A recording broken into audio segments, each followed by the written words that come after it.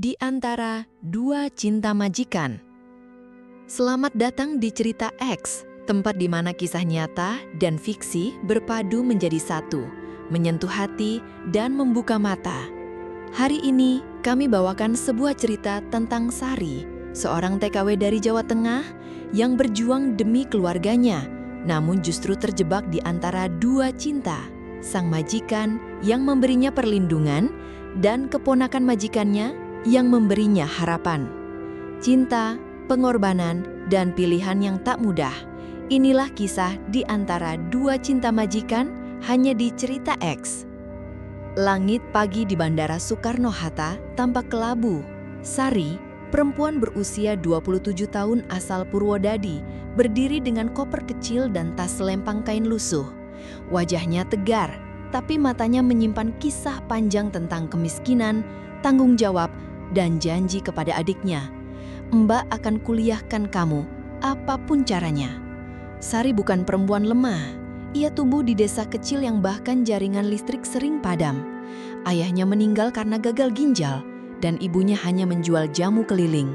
Sejak SMA, Sari tahu bahwa hidup tidak akan pernah memberinya karpet merah. Tapi ia tak ingin hidup seperti ibunya, dan lebih dari itu, ia ingin adiknya bisa hidup lebih layak. "Jaga diri ya Mbak," suara adiknya terisak saat melepaskannya. Dengan hati berat, ia menaiki pesawat menuju sebuah negeri yang hanya ia kenal dari gambar dan cerita, yaitu sebuah kota kaya di Timur Tengah yang panas, megah, dan asing. Ia tak tahu bahasa, tak kenal siapa-siapa, tapi ia tahu satu hal, ia harus pulang dengan kemenangan, bukan aib. Setibanya di bandara, agen penyalur TKW lokal menjemputnya. Dari balik jendela mobil, ia menyaksikan gedung-gedung menjulang seperti mimpi. Jalanan bersih, kendaraan mewah, dan aroma asing menusuk hidungnya. Hatinya gemetar. Di tengah kemegahan itu, ia merasa sangat kecil. "Ini rumahnya," kata supir menunjuk villa besar berpagar besi hitam dengan pohon zaitun di halamannya. Bangunan 2 lantai itu terlihat sepi, tapi sangat rapi. Gerbang terbuka perlahan, dan di depan pintu berdiri seorang pria tinggi berjanggut rapi mengenakan jubah putih dan sorban tipis di baunya. Tatapannya dingin, tajam, namun penuh wibawa. "Namanya Tuan Hasan," bisik supir. Sari menunduk sopan. Jantungnya berdegup tak karuan. Tuan Hasan mengangguk ringan, lalu memberi isyarat agar ia masuk. Rumah itu terasa seperti dunia lain. Lantai marmer putih, aroma dupa dan cahaya lampu kristal yang menggantung megah. Tapi semua kemewahan itu terasa asing, hampir seperti jebakan yang manis. Hari-hari pertama Sari dipenuhi ketakutan dan kesunyian. Ia bekerja tanpa banyak bicara, hanya memahami perintah melalui gerak tubuh dan intonasi. Ia membersihkan, memasak, mencuci, semua dilakukan nyaris seperti bayangan. Tuan Hasan tidak banyak bicara, dan hanya sesekali memanggilnya jika butuh sesuatu. Ia tinggal sendirian sejak ditinggal istrinya 5 tahun lalu. Tapi lambat laun, ada hal-hal kecil yang berubah.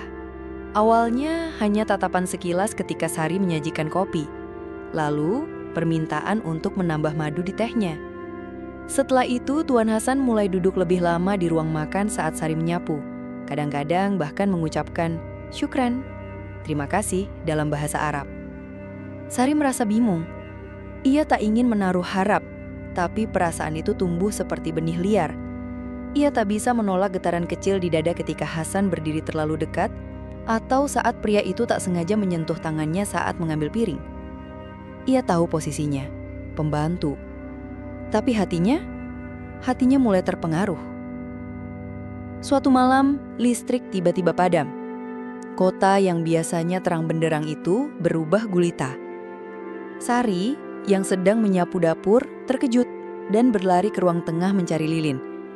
Tiba-tiba dari balik kegelapan itu, Tuan Hasan muncul. "Kau takut?" tanyanya lembut. Sari menggeleng, meski tubuhnya gemetar. Dalam keheningan itu, mereka duduk berdampingan di lantai dekat jendela. Dari kejauhan, terdengar suara azan malam. "Kau belum menikah?" tanya Hasan. Sari terdiam. Pertanyaan itu seperti membuka pintu yang selama ini ia kunci rapat. "Belum, Tuan." Saya harus kerja dulu. Adik saya butuh sekolah. Hasan mengangguk. Kau gadis baik. Malam itu, entah karena gelap, sepi, atau perasaan yang sejak lama terpendam, Sari menangis pelan. Ia bercerita tentang hutang ibunya, tentang sawah yang digadai, tentang tetangga yang memfitnah karena mereka miskin. Dan untuk pertama kalinya, Tuan Hasan mengulurkan tangan. Bukan seperti majikan ke pembantu, tapi seperti seseorang yang mengerti luka. Ia menyentuh kepala Sari perlahan, mengusap rambutnya yang diikat kusut. Kau sudah cukup kuat, Sari, bisiknya. Sejak malam itu, sesuatu berubah. Sari merasa dunia di rumah itu lebih hangat. Hasan mulai sering memanggilnya ke ruang baca, meminta pendapat soal menu makan malam, atau hanya sekedar mendengarkan musik lawas bersamanya. Sesekali, pria itu menatapnya lama, seolah membaca isi hatinya. Sari tahu ini salah. Ia tahu perasaannya tak seharusnya tumbuh. Tapi siapa yang bisa mengatur hati? Ia pernah mendengar cerita TKW yang dipaksa, dilecehkan, atau diperlakukan tak manusiawi. Tapi apa yang ia alami berbeda. Ia tak dijamah, tak dibentak. Justru ia dirawat dalam keheningan, dalam perhatian yang tak diucapkan. Namun dalam diam itu pula, Sari mulai dihantui tanya. Apakah Hasan hanya kesepian? Apakah ia hanya pengisi kekosongan? Atau apakah ini cinta yang tulus? Sari duduk di balkon lantai 2 malam itu, menatap bulan yang sama seperti yang dilihat adiknya di kampung. Angin padang pasir menerpah rambutnya. Jantungnya berdebar. Ia merasa berada di ujung jurang yang dalam. Jika ia melangkah, ia mungkin akan jatuh. Tapi jika ia diam, ia tak akan pernah tahu rasanya terbang. Dan di sanalah, sebuah perjalanan yang tadinya hanya tentang utang dan adik, mulai berubah menjadi cerita tentang hati, perasaan, dan keputusan yang akan mengubah hidupnya selamanya. Dapur itu menjadi saksi bisu atas perubahan perlahan yang terjadi di antara Sari dan Tuan Hasan. Setiap pagi sebelum azan subuh berkumandang, Sari sudah menyibukkan diri di sana, memotong sayuran, mengaduk bubur, memanaskan air untuk teh. Ia bekerja dalam diam, ditemani suara radio kecil yang sering memutar lagu-lagu klasik Arab yang ia belum pahami, tapi lambat laun mulai menikmati. Dan kemudian, hadirnya Tuan Hasan setiap pagi menjadi kebiasaan baru. Awalnya hanya iseng katanya. Aku ingin teh panas langsung dari tanganmu, ujar Hasan suatu pagi, dengan suara yang lebih lembut dari biasanya. Sari tak banyak bicara, ia hanya tersenyum dan menunduk, menuangkan teh dalam cangkir porselin bermotif emas. Tapi sejak hari itu, Hasan datang hampir setiap pagi. Kadang hanya duduk tanpa berkata apa-apa, hanya memandang Sari bersibuk dengan panci dan wajan. Kau tampak tenang saat memasak, katanya. Sari tidak tahu harus menjawab apa. Tapi dari cara pria itu memperhatikannya, bukan dengan nafsu, tapi dengan kehangatan, ia tahu ada sesuatu yang sedang berubah. Entah dari Hasan, entah dari dirinya sendiri. Atau mungkin keduanya. Hari-hari berikutnya terasa seperti rangkaian adegan yang ditulis alam semesta. Ketika Sari mencuci buah, Hasan muncul dan mengupas jeruk di sampingnya. Saat Sari memotong ayam, Hasan kadang ikut membumbui, meskipun tangannya kikuk.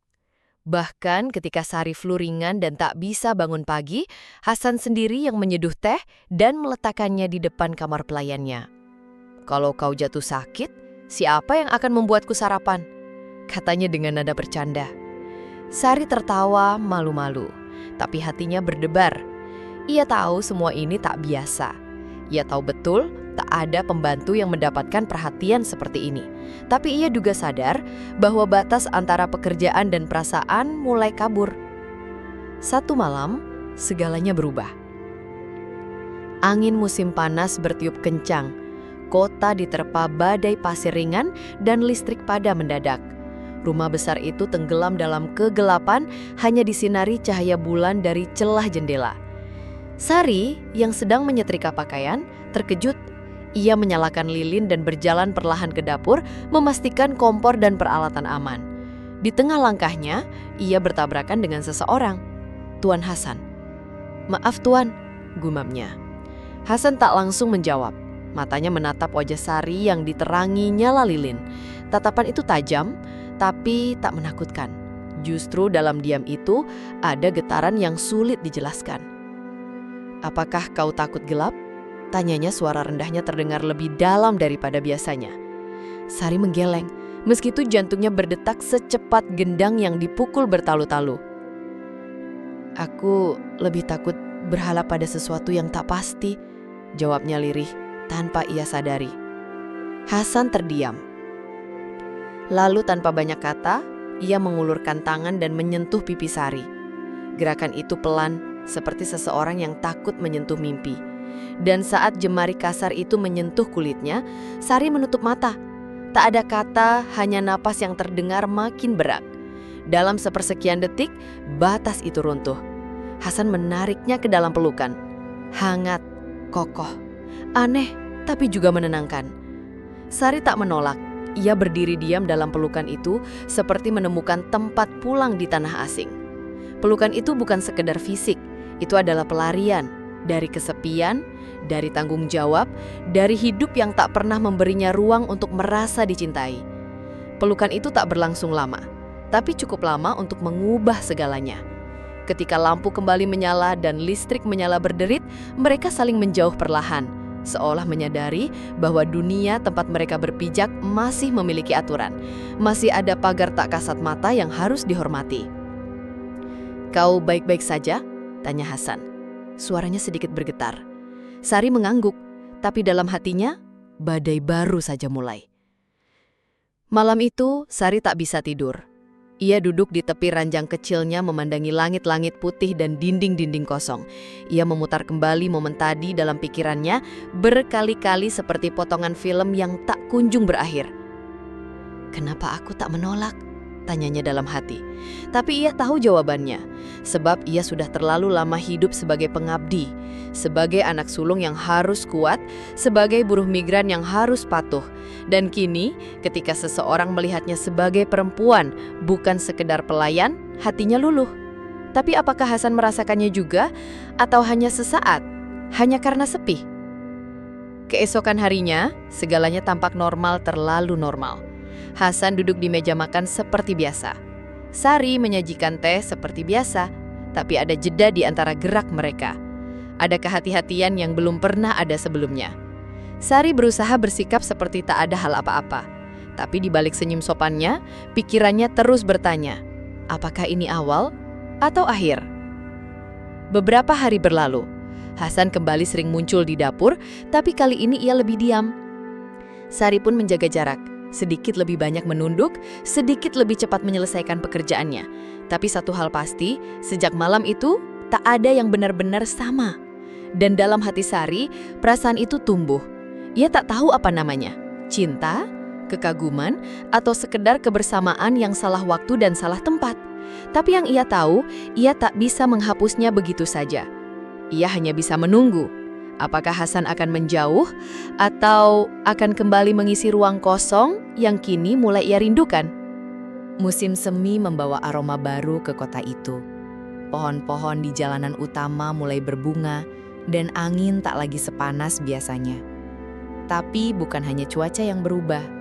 Di rumah besar milik Tuan Hasan, perubahan jauh lebih terasa saat sebuah mobil hitam berhenti di depan gerbang besi. Dari dalam mobil, turun seorang pria muda mengenakan kemeja santai dan celana linen. Rambutnya sedikit berantakan tapi terawat, senyumnya lebar dan ramah. Di tangan kanannya, ia membawa koper hitam dan di bahunya tersampir jaket kulit dengan gaya kasual. Ia tampak sangat berbeda dari siapapun yang pernah Sari temui di rumah itu. "Omar, keponakanku dari London," kata Tuan Hasan singkat saat memperkenalkannya. Sari hanya menunduk sopan, seperti biasa. Tapi di dalam hati, ia langsung bisa merasakan bahwa pemuda itu membawa aura yang berbeda. Hangat, bebas, dan tak tertahan oleh dinding formalitas seperti majikannya. Hari pertama Omar di rumah itu penuh tawa dan suara. Ia bercerita banyak hal tentang hidup di Inggris, tentang universitas, teman-temannya, dan makanan-makanan aneh yang pernah ia coba. Ia bahkan mengomentari gaya rumah pamannya yang menurutnya terlalu sunyi dan terlalu bersih seperti museum. "Siapa yang membuat semua ini tetap kinclong begini?" katanya sambil melihat lantai marmer yang mengkilap. "Saya," jawab Sari pelan. Omar tersenyum, menatapnya langsung. "Luar biasa. Pasti kamu kuat ya, sendiri jaga rumah sebesar ini?" Sari hanya menunduk, malu-malu. Hari-hari berikutnya, Omar sering muncul di dapur belakang, tempat favorit Sari untuk bersantai sejenak setelah selesai memasak atau membersihkan ruang tamu. Ia tak segan duduk di bangku kayu tua, mengambil apel dari keranjang, dan mulai bercerita seolah mereka teman lama. Sari tak bisa menyangkal, Omar menyenangkan. Ia penuh canda dan mudah membuatnya tertawa. Jika Tuan Hasan adalah angin sejuk yang tenang dan melindungi, maka Omar adalah matahari pagi yang cerah dan membangkitkan semangat. "Kenapa kamu jadi TKW?" tanya Omar suatu sore saat mereka duduk di dapur dengan segelas teh min di tangan. Sari terdiam sesaat. Lalu dengan suara pelan, ia mulai bercerita tentang keluarganya, utang-utang yang menumpuk, dan adiknya yang ingin kuliah kedokteran. Omar mendengarkan dengan serius. Tak seperti biasanya yang selalu diselingi candaan, kali ini wajahnya serius, hampir sendu. "Kamu tahu, kamu lebih dari cukup," katanya akhirnya. "Aku serius, kamu pintar, sabar, dan tangguh." Sari menelan ludah. Ia tak terbiasa dipuji seperti itu, apalagi dari pria muda, tampan, dan asing seperti Omar. "Terima kasih, Tuan." "Jangan panggil aku Tuan," potongnya cepat. "Cukup, Omar. Kalau kamu panggil aku Tuan juga, aku bisa tua seperti paman." Mereka tertawa. Tawa yang tak canggung, tak terikat status. Dan untuk pertama kalinya, Sari merasa seperti perempuan biasa. Bukan pelayan, bukan orang luar. Hanya seorang perempuan yang didengarkan dan dihargai. Namun, perhatian itu mulai menjadi bahan pembicaraan di dalam rumah. Tuan Hasan tak mengomentari apapun secara langsung, tapi sorot matanya mulai berubah. Ia memperhatikan gerak-gerik Omar dan Sari lebih sering.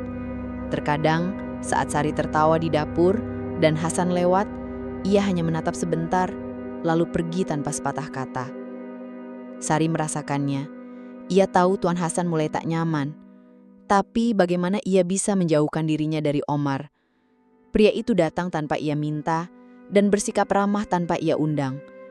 Yang lebih membingungkan, hatinya pun mulai bergetar, berbeda dari getaran saat bersama Hasan.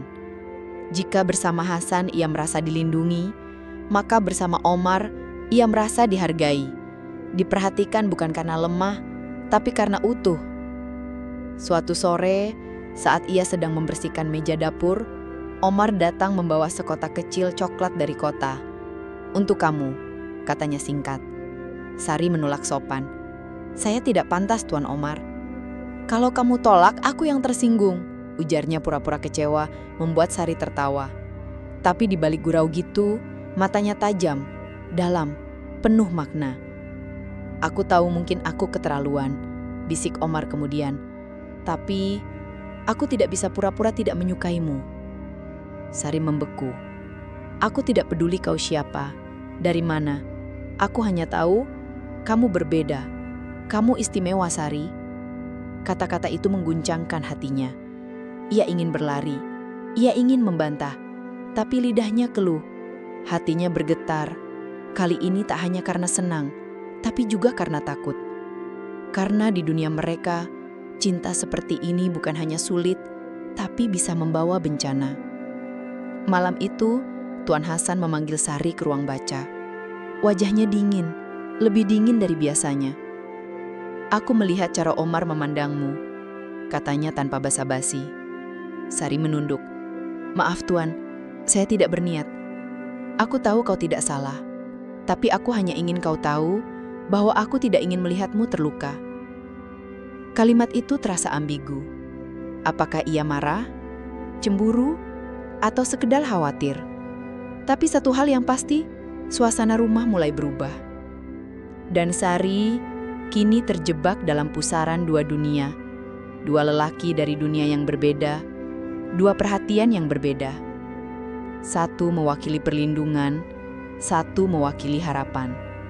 Hatinya mulai terbelah, dan ia tahu, cepat atau lambat, ia harus memilih. Matahari petang menyorot lembut melalui tirai rendah ruang keluarga, memandikan marmer putih dengan cahaya keemasan. Tetapi kehangatan senja tak mampu menembus hawa tegang yang menggantung di antara 3 orang penghuni rumah itu. Bisikan di koridor. Sejak kedatangan Umar, langkah Tuan Hasan selalu terdengar lebih berat. Ia sering berkeliling rumah tanpa tujuan jelas. Kadang berhenti di ambang pintu dapur, kadang berdiri di balkon lantai 2, meneliti halaman seakan ada sesuatu yang hilang. Sari menyadari perubahan itu. Setiap tatapan majikannya kini bercampur rasa ingin tahu dan cemburu. Suatu sore saat ia membawa nampan teh ke ruang daca, ia mendengar suara rendah. Pintu terkuak sedikit, menampakkan Hasan berdiri membelakangi jendela, berbicara di telepon dengan bahasa Arab yang cepat dan teredam. Kata nikah siri atau pernikahan rahasia terdengar jelas di telinga Sari. Jantungnya seketika berlari kencang. Ia buru-buru berbalik, takut ketahuan menguping. Tapi kalimat itu terus bergema, menancap di benaknya seperti paku di papan kayu. Janji yang mengikat. Malamnya Hasan memanggil Sari ke ruang makan kecil di samping dapur, ruangan yang jarang dipakai kecuali untuk percakapan pribadi. Lilin aroma oud menyala, meninggalkan wangi kayu manis dan cendana. "Duduklah," ujarnya, lembut tapi tegas. Sari patuh, menunduk. "Saya sudah lama memikirkan hal ini. Kehadiranmu membuat rumah ini hidup kembali. Aku ingin menjagamu." Ia menahan nafas, lalu menatap langsung ke mata Sari. "Menikahlah denganku." Diam-diam, tanpa sorotan, tanpa membuat gempar keluargaku. Sari tercekat. Ia tak berani menatap lama-lama. Rasa takut dan haru beradu dalam dadanya. Ia tahu Hasan tulus melindungi, namun bayangan Umar yang jenaka, muda dan bersemangat menyelinap di pikirannya. Aku tak pantas, Tuan," suaranya nyaris bisikan. Hasan mencondongkan tubuh. Kepantasan bukan perkara asal-usul. Ini soal hati. Kau sudah mengisi ruang yang lama kosong. Tangannya terulur, menyentuh punggung tangan Sari dengan hangat yang menenangkan, panasnya perlindungan yang pernah membuat Sari merasa aman. Tetapi, alih-alih hilang, kebingungannya justru menebal. Pernikahan siri akan mengikatnya dalam bayang-bayang. Tak ada pesta, tak ada pengakuan. Apakah ia siap menjadi istri rahasia, tersembunyi dari dunia? Angin harapan dari taman. Beberapa hari berselang, Umar mengajak Sari ke taman belakang di sore hari. Rumput hijau terhampar dan pepohonan zaitun memayungi bangku batu. Angin semi membawa aroma melati, memeluk mereka dalam sunyi yang nyaman. "Aku akan kembali ke London bulan depan," kata Umar tiba-tiba.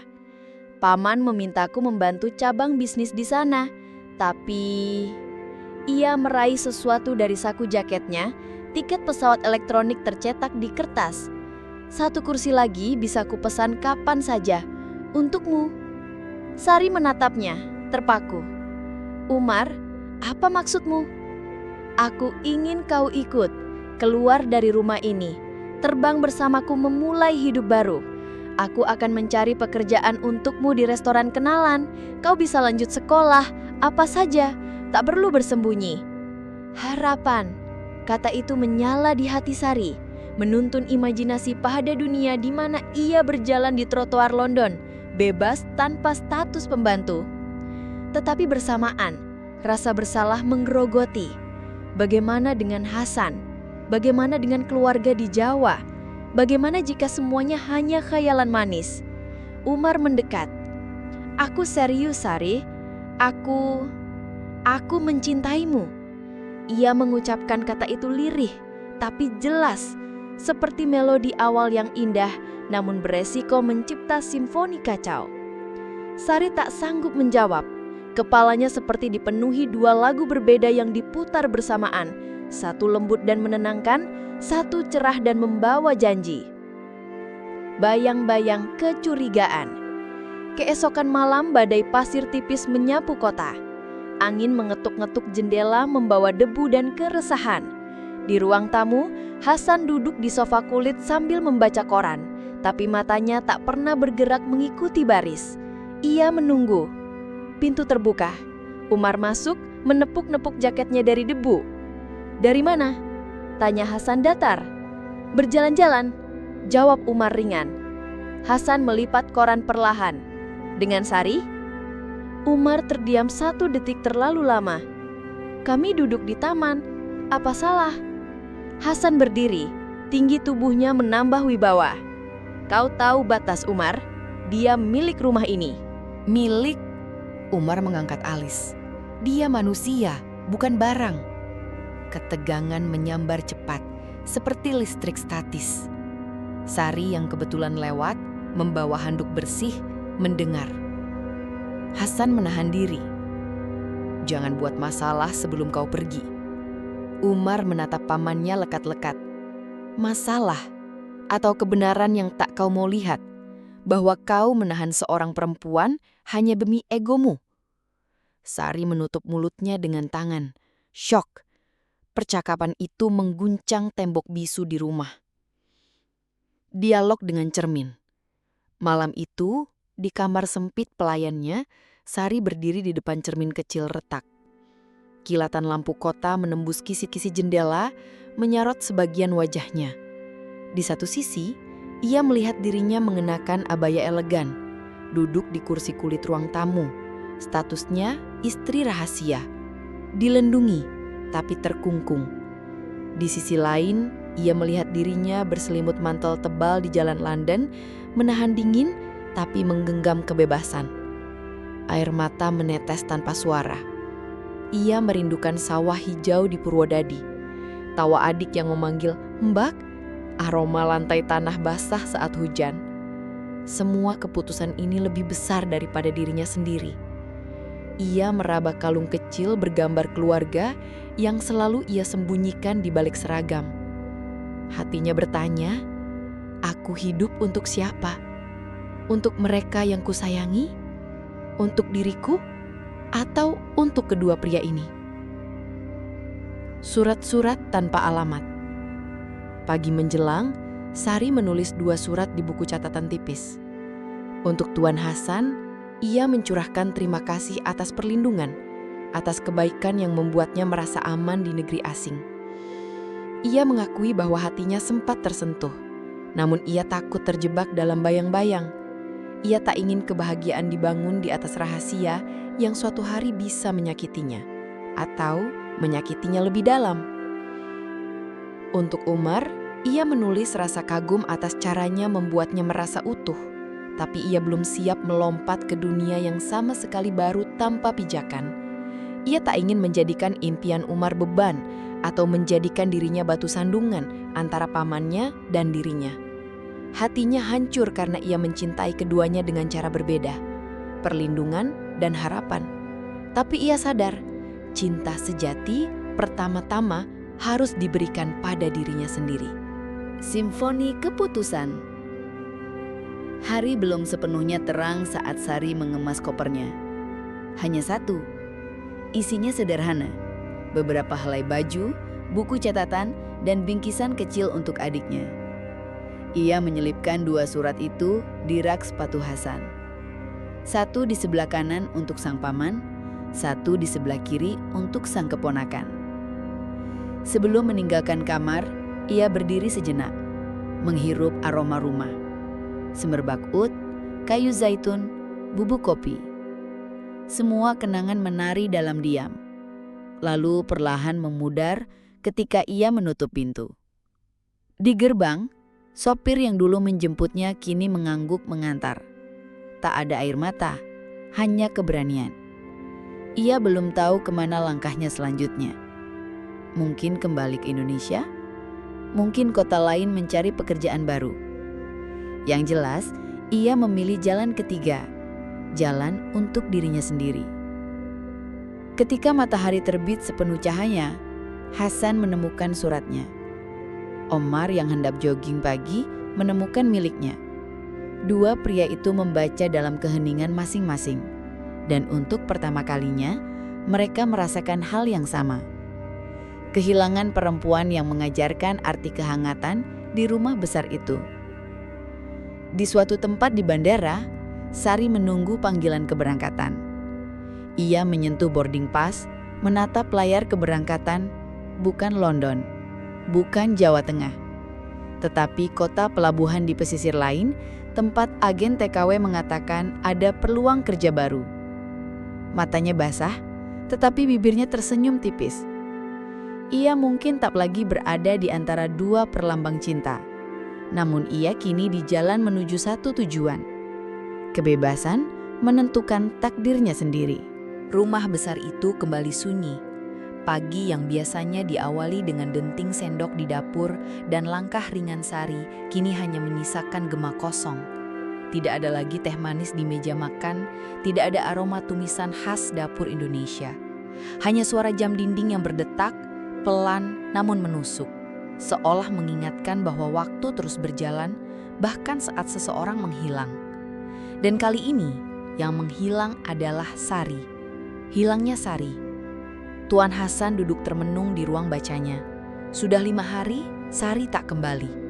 Kamar pelayannya tetap rapi, tak ada jejak keberangkatan mendadak, hanya udara hampa yang tertinggal. Di balik tatapannya yang tenang, ia menyimpan luka yang tak biasa. Rasa kehilangan yang ia pikir sudah tak akan pernah ia rasakan lagi sejak istrinya wafat, kini kembali, jauh lebih pelik, lebih dalam. Omar, di sisi lain, juga tenggelam dalam kebingungan. Di kepalanya berputar ribuan pertanyaan. Kemana Sari pergi? Apakah ia salah bicara? Ataukah pamannya bertindak sesuatu yang memaksa Sari menjauh?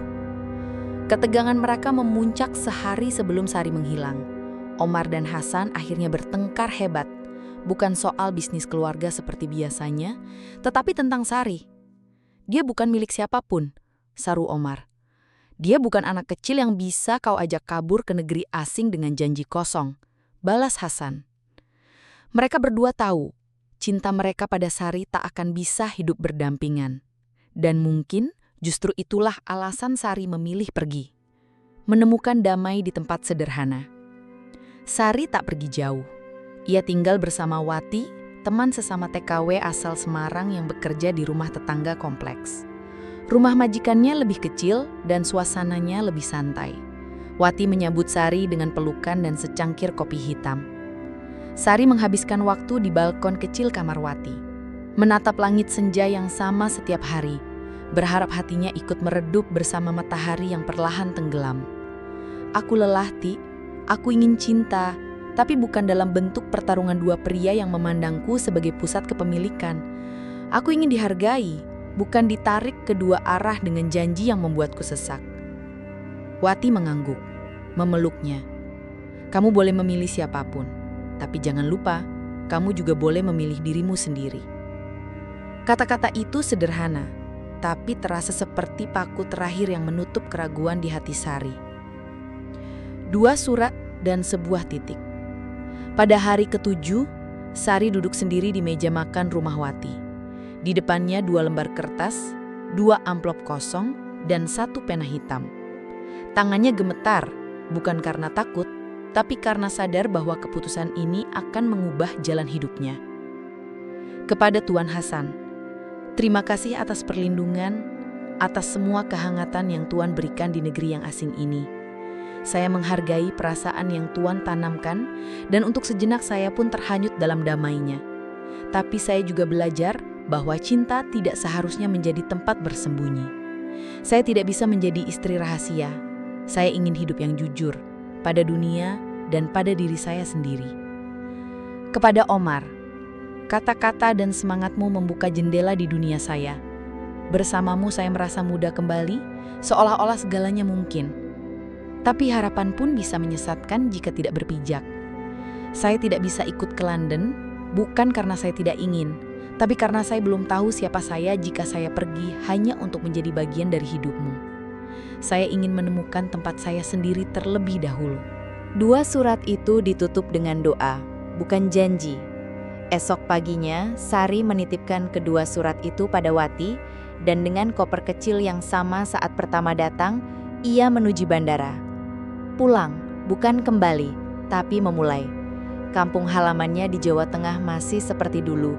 Sawah terbentang, anak-anak bermain layang-layang, dan suara azan bersahut dari masjid-masjid kecil. Tapi Sari kembali bukan sebagai perempuan yang sama. Kini ia membawa sesuatu yang berbeda. Pemahaman tentang cinta, tentang harga diri, dan tentang hak perempuan untuk memilih jalannya sendiri. Ia tidak membawa banyak uang, tapi ia membawa tekad. Ia menyambut pelukan ibunya dengan tawa dan air mata, dan memeluk adiknya dengan janji baru, bahwa semua belum selesai, justru baru dimulai. Kalau Mbak kerja lagi, tapi di dalam negeri saja, Mbak mau buka usaha kecil, mulai dari warung kopi mungkin. Adiknya mengangguk, asal Mbak bahagia. Di tempat masing-masing. Beberapa minggu kemudian, 2 pria di negeri gurun itu membuka surat dari perempuan yang sama.